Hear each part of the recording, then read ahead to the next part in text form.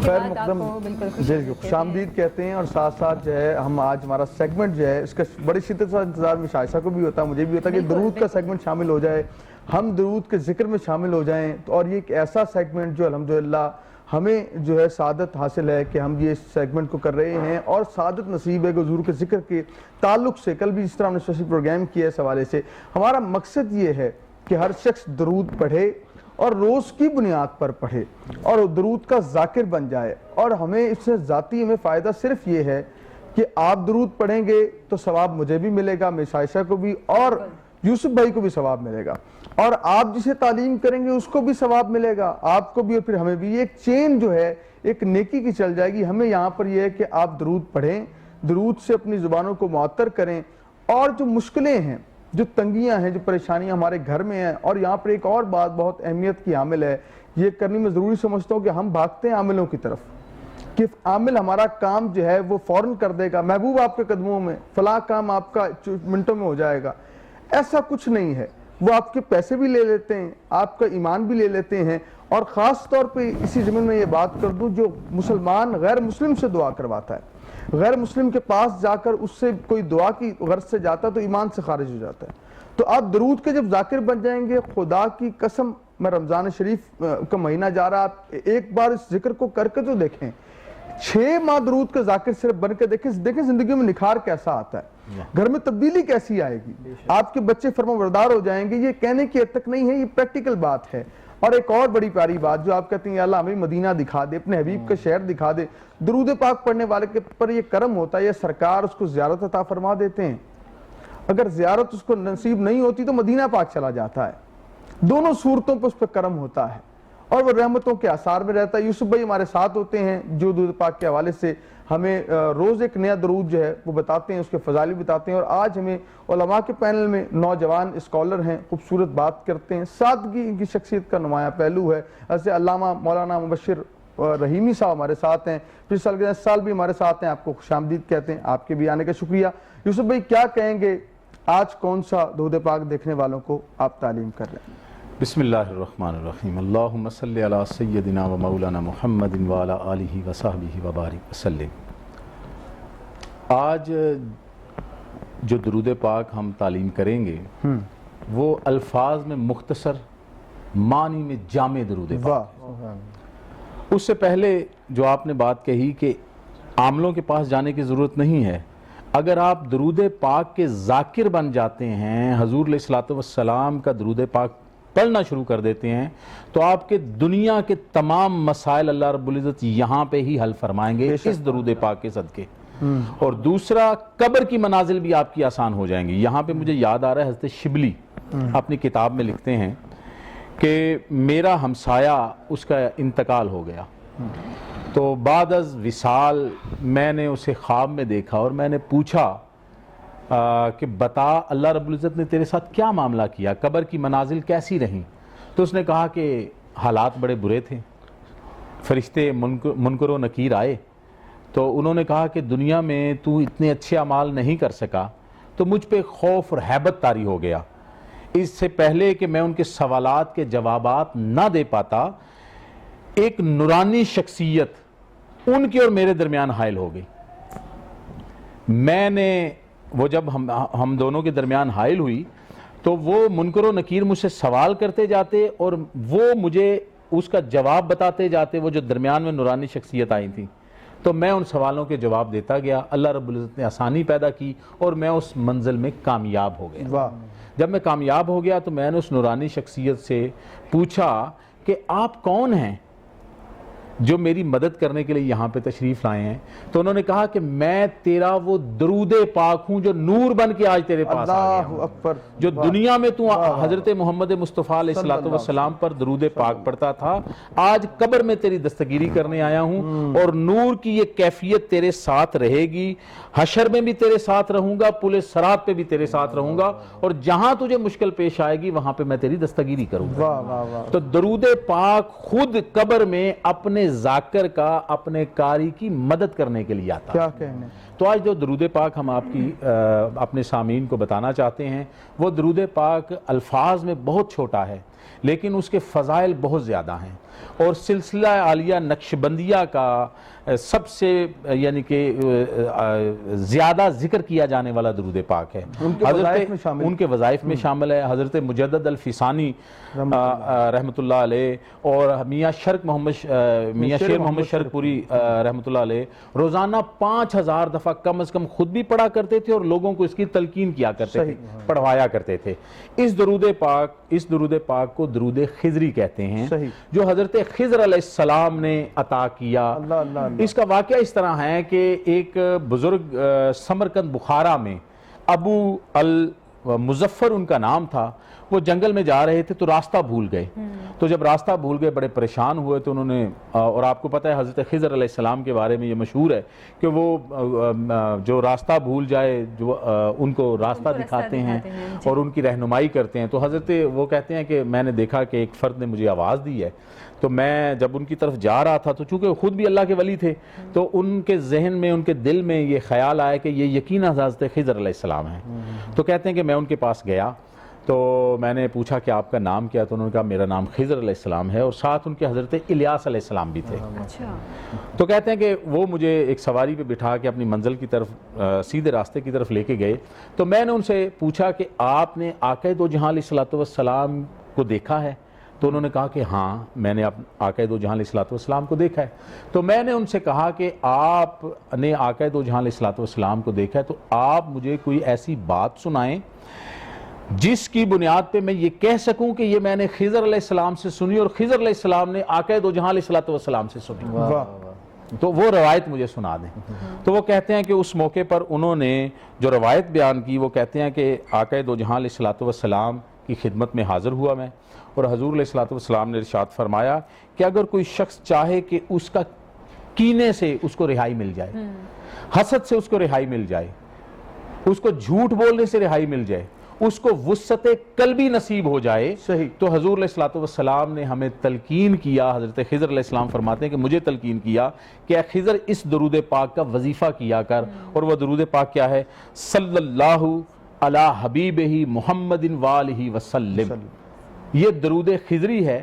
اس کے فوائد میں لکھا گیا ہے، یوسف ایک بار پھر سے سنا دیں درود تاکہ کسی نے اگر پڑھنا ہو آپ کے ساتھ وہ پڑھ لیں۔ صلی اللہ علی حبیبہ محمد وآلہ وسلم، مختصر ترین درود پاک ہے، لیکن اس کا ماؤں کے لیے ایک بڑا خوبصورت اس میں وظیفہ ہے کہ اگر آپ کے بچے تابعدار نہیں ہیں، چھوٹے بچوں کو روزانہ فجر کی نماز کے بعد اگر آپ ایک دفعہ پڑھ کے پانی پہ دم کر کے نہار منہ یہ پانی پلائیں گے تو آپ کے بچے نیکوکار بھی ہوں گے اور آپ کے تابعدار بھی رہیں گے۔ دوسرا اس درود پاک کے فوائد میں یہ ہے کہ جو یہ درود پاک پڑھتا ہے، جیسا کہ عمران بھائی نے شروع میں بتایا، اسے ہر صورت میں مدینہ پاک کی حاضری نصیب ہوگی۔ اگر کوئی غریب ہے تو میں اس نشریات کے ذریعے اسے یہ پیغام دینا چاہتا ہوں کہ درود خضری کو اپنا وظیفہ بنا لے۔ اللہ رب العزت کہاں سے سبب پیدا فرمائیں گے یہ وہ نہیں جانتا، لیکن اسے بارگاہ رسالت مآب میں مدینہ پاک کی حاضری نصیب ہوگی، دین و دنیا میں آسانیاں نصیب ہوتی ہیں، سکون قلب نصیب ہوتا ہے، اور اللہ رب العزت خزانہ غیب سے اس بندے کی مدد فرماتے ہیں، اور محبت رسول علیہ الصلوۃ والسلام میں اضافہ ہوتا ہے، اور قربت مصطفیٰ علیہ الصلوۃ والسلام بھی نصیب ہوتی ہے۔ یہ درود خضری ایک ایسا درود پاک ہے جو بہت تھوڑے الفاظ ہیں اس کے لیکن کامل معنی ہیں اس کے، ٹھیک ہے جی۔ اور یہاں پہ ایک آخری روایت بیان کر کے اجازت چاہوں گا کہ حضرت علامہ یوسف لکھتے ہیں کہ مجھے حضرت علامہ سخاوی نے روایت کیا ہے کہ ملک شام کا ایک فرد بارگاہ رسالت مآب صلی اللہ علیہ وسلم میں حاضر ہوا اور اس نے کہا کہ یا رسول اللہ صلی اللہ علیہ وسلم، میرے والد محترم بہت بوڑھے ہیں، اتنا لمبا سفر کر کے آپ کے پاس نہیں آ سکتے، لیکن وہ آپ کی زیارت کرنا چاہتے ہیں، وہ آپ سے محبت کرتے ہیں اور آپ کی زیارت کرنا چاہتے ہیں۔ تو علامہ سخاوی لکھتے ہیں کہ آقا دو جہاں علیہ الصلوۃ والسلام نے انہیں یہ درود پاک دیا اور فرمایا کہ یہ درود پاک پڑھا کرو، 7 ہفتے اگر کوئی یہ بندہ درود پاک پڑھے تو اسے آقا دو جہاں علیہ الصلوۃ والسلام کی زیارت نصیب ہوگی۔ سبحان اللہ، سبحان اللہ، واہ واہ۔ تو آخری پیغام یہی کہ ہمیشہ مدحت خیر الانام میں گزرے، ہمیشہ مدحت خیر الانام میں گزرے، دعا ہے عمر درود و سلام میں گزرے. لاہور رنگ کے تمام سامعین ان کی خدمت میں گزارش ہے کہ روزانہ اپنے بچوں کے ساتھ اپنے فیملی ممبران کے ساتھ بیٹھ کے درود پاک پڑھیں اور لاہور رنگ کی نشریات کے مختلف جو پیجز ہیں ان پہ اپنا درود پاک ہمیں بھیجیں.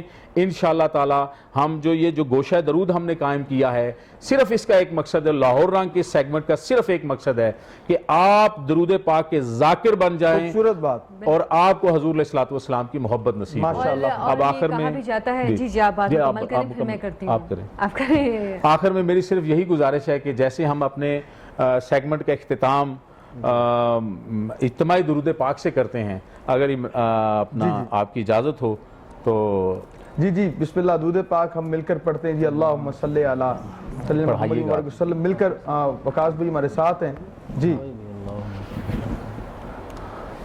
اللہم صلی علی سیدنا و مولانا محمد. اللہم صلی علی سیدنا و مولانا محمد. اللہم صلی علی سیدنا و مولانا محمد.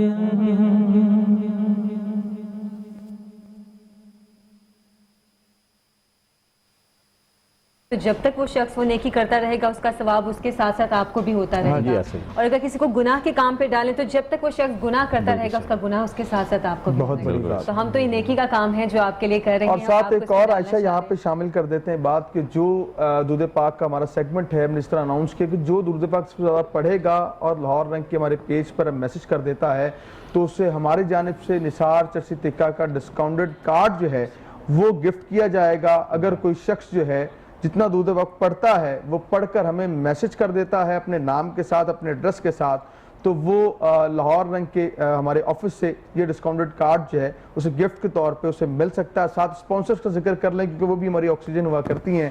یہاں پہ ہم بات کریں زمزم مال کی تو ان کا بہت بہت شکریہ. ان کا جو ہے یہ خوبصورت ان کا پروجیکٹ ہے کہ انہوں نے یہاں پر عمران خان کا جو ایک ویژن ہے کہ ہمیں اپنا گھر اپنی جنت ہے اس کو انہوں نے پروموٹ کیا ہے اور یہ خوبصورت مال بنائے, اپارٹمنٹس بھی ہیں اور آپ کے لیے شاپس بھی ہیں. ساتھ بات کریں نثار سے تکہ اور لاہوری فوڈ لور جو ہیں ان کے لیے پشاوری فوڈ جو ہے پشاور کے لوگ جو پسند کرتے ہیں دم پخت خاص طور پہ بڑا خوبصورت ٹیسٹ اور انداز ہے ان کا, دل نشین انداز ہے وہاں پہ جائیں ملنے والوں کا, اور ساتھ ساتھ لذیذ ٹیسٹ ہے نثار سے تکہ کا. اور ہم بات کریں گولڈن سینڈ اپارٹمنٹس, یہ گھمن اسٹیٹس کا یہ پروجیکٹ ہے, اس کو بھی آپ وزٹ کریں. یہ بھی خوبصورت ہمارے اسپانسر ہیں. ایک اسٹیل ہمارا اسپانسر ہے. ساتھ ہم بات کریں ویوو جوس کی تو یہ بھی ہمارے خوبصورت اسپانسر ہیں. اور ہمارے اسپانسرز کے اندر ہم بات کریں پاور کارگو سروس بھی ہمارے اسپانسر. علیم پینٹس ایک خوبصورت نام ہے پینٹ کی دنیا میں, وہ بھی ہمارے اسپانسر ہیں. ان سب کا شکریہ. اور ساتھ ہی ساتھ آج کا موضوع ہے کہ زکوٰۃ کنہیں دینی چاہیے. میں نے سوال کیا تھا زکوٰۃ کنہیں نہیں دے سکتے. علامہ ڈاکٹر عابد صاحب ہمارے ساتھ ہیں, ان سے سوال ضرور کریں گے لیکن مبشر رحیمی صاحب بڑی صبر سے معصومہ انداز سے بیٹھے ہیں. ان سے پوچھتے ہیں علامہ صاحب کہ زکوٰۃ کے فضائل کیا ہیں, آپ کیا فرماتے ہیں؟ الحمدللہ رب العالمین والصلاة والسلام على سید الانبیاء والمرسلین اما بعد فقد قال اللہ تبارک و تعالی فی القرآن المجید صدق اللہ العظیم وصدق رسولہ النبی الکریم. اللہم صلی علی سیدنا مولانا محمد وعلی آل سیدنا مولانا محمد وبارک وسلم وصلی علیہ. جی زکوٰۃ جو ہے اللہ رب العزت کے حکم بھی ہے اور فرض عبادت بھی ہے. جی ٹھیک ہے. جو شخص اللہ رب العزت کے حکم کے مطابق زکوٰۃ ادا کرتا ہے اللہ رب العزت کا وہ خاص الخاص بندہ ہے. صحیح. دیکھیں جی اسلام کے بنیادی 5 ارکان ہیں. سب سے پہلے کلمہ طیبہ لا الہ الا اللہ محمد رسول اللہ صلی اللہ علیہ وسلم. دوسرا نماز کا ادا کرنا. تیسرا اہم ترین جو رکن ہے وہ زکوٰۃ کا ادا کرنا. چوتھا جو ہے وہ رمضان مبارک کے روزے رکھنا. اور 5واں اللہ رب العزت نے استطاعت دی ہے طاقت دی ہے حج بیت اللہ کرنا. دیکھیں جی یہ تیسرا جو رکن ہے یہ اہم ترین رکن ہے. اہم ترین رکن اس لیے ہے کہ اس پہ ہمیں غفلت نہیں کرنی چاہیے. اللہ رب العزت فرماتے ہیں تم نے پورا سال مال رکھا, اس میں سے پہلا حصہ نہیں, دوسرا حصہ نہیں, تیسرا حصہ نہیں, چوتھا حصہ نہیں, حتیٰ کہ 40واں حصہ میرے رستے پہ خرچ کرو. جب میرے رستے پہ خرچ کرو گے میں تمہیں 70 گنا زیادہ اجر دوں گا اور تمہارے مال کو پاک کر دوں گا. جب تمہارے مال کو میں پاک کر دوں گا اللہ رب العزت فرماتے ہیں کہ تمہارے گھر میں بھی برکت ہوگی اور رزق کے اندر بھی برکت واہ واہ واہ. تو اس لیے زکوٰۃ ادا کرنا ہمارے اوپر بہت لازم. اور فرمایا کہ زکوٰۃ کس پر واجب ہے؟ فرمایا کہ اس کے بعد 7.5 تولے سونا ہو، 52.5 تولے چاندی ہو، یا اس کے مال ہو یا تجارت ہو، وہ زکوٰۃ ادا کرے. اور اس پہ 1 سال گزرا بھی ہو. علامہ صاحب یہ بھی یہ کلیئر کر دیں، 7.5 تولے سونا اگر کسی کے پاس ہے تو وہ زکوٰۃ نہیں ادا، مطلب اس کو کرنے کا حکم، جس کے پاس زیادہ ہو وہ زکوٰۃ ادا کرے. دیکھیں کہ اتنا ہو، 7.5 تولے سونا ہو، مطلب 7.5 تولے پورا ہو تو وہ ادا کرے، یا اس کے بعد مال ہو، اس کے بعد تجارت ہو، اتنے ہی رقم کا، جو اتنے ہی یعنی کہ سونے کی رقم کا مال موجود ہو تو پھر اس پہ زکوٰۃ جو ہے بنتی ہے. حضرت اسماء زینب رضی اللہ تعالی نبی علیہ السلام کے پاس حاضر ہوئی، کہنے لگی کہ یا رسول اللہ آپ کی خدمت میں، آپ کی خالہ ساتھ تھی تو آپ نے کرے ڈالے ہوئے تھے، تو آپ نے فرمایا کہ آپ نے زکوٰۃ ادا کی؟ فرمایا نہیں. کہا اللہ سے ڈر نہیں لگتا؟ یہ کل قیامت والے دن آگ کی شکل میں ڈالے جائیں گے. صحیح، یعنی کہ زکوٰۃ کا حکم بھی دیا اور سرکار نے تعلیم بھی فرمایا. اور میں علامہ صاحب کی طرف جاؤں گا. علامہ صاحب، زکوٰۃ ہم کنہیں نہیں دے سکتے، کیا کہتے ہیں آپ؟ بسم اللہ الرحمن الرحیم. قرآن عزیز میں جو رب تعالیٰ نے مصارفین زکوٰۃ کا ذکر کیا، ان کا وہ حق ہے. ان کے علاوہ زکوٰۃ کا حکم یہ ہے کہ آپ جس کو زکوٰۃ پے کر رہے ہیں اس کو اس مال کا مالک بنانا ہوتا ہے. صحیح.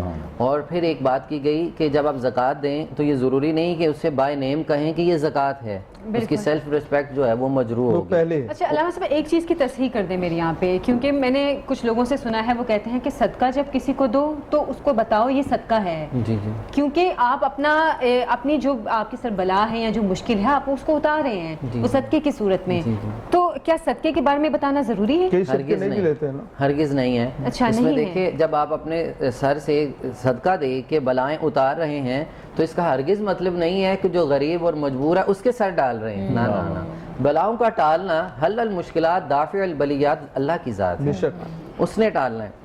اور آپ کی نیت کنسیڈر ہونی ہے. بالکل ٹھیک. اور نیت کے لیے اناؤنسمنٹ کرنا ضروری نہیں ہے، اس کی سیلفی بنانا ضروری نہیں ہے، اسے پکچرائز کرنا ضروری نہیں ہے، فیس بک پہ ڈالنا ضروری نہیں ہے. مطلب صدقہ اور زکوٰۃ کے بارے میں آپ کو بتانا ضروری نہیں ہے کہ آپ نے دل میں ارادہ کرنا ہے، نیت کرنی، یا اللہ یہ میں صدقہ دے رہا ہوں. اور قبول کس نے کرنا ہے؟ اللہ تبارک و تعالیٰ نے.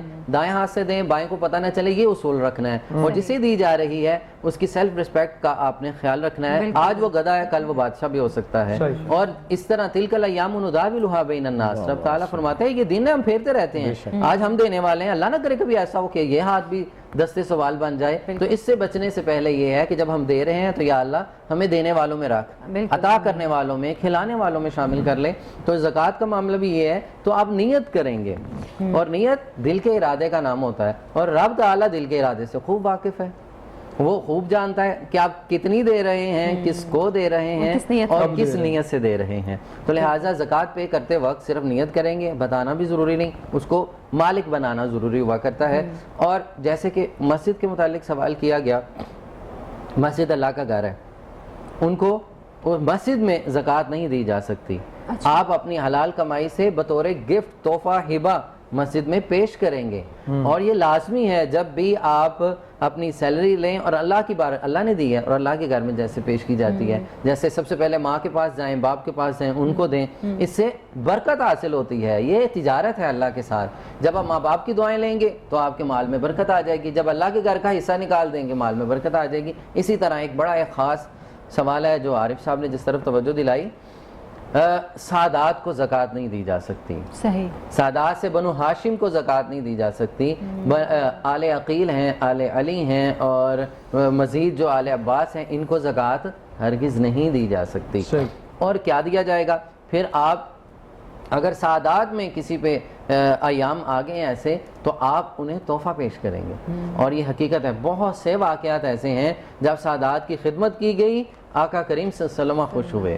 سادات کی خدمت کی گئی، حضور نے خواب میں آ کے زیارت عطا فرمائی. سادات کی خدمت کی گئی، لہریں بحری ہو گئیں، اور مال بڑھ گیا، عزت بھی ملی، شہرت بھی ملی، مال بھی، مال و زر، ہر شے مل گئی. اور سادات کی خدمت کرنے سے یہ تو دنیا کے انعام ہیں. اور آخرت میں یہ ہے کہ مصطفیٰ علیہ السلام بھی مل جائیں گے، جنت بھی مل جائے گی، اور جنت والے بھی ہمیں مل جائیں گے. تو سادات کی خدمت کا حکم ہے، زکوٰۃ ہرگز نہیں دی جائے گی. اچھا علامہ صاحب آپ سے سوال پوچھنا چاہوں گی میں کہ جیسے اب کچھ لوگ کہتے ہیں کہ چلیں آج کل بھکاری ہمیں سڑکوں پہ عام نظر آتے ہیں، لوگ کہتے ہیں کہ چلیں ہم اپنی زکوٰۃ جو ہے یا صدقہ صدقہ جو ہے ان کو دے دیتے ہیں، لیکن اب ہمیں یہ بھی نہیں پتا کہ وہ مستحق ہیں یا نہیں ہیں۔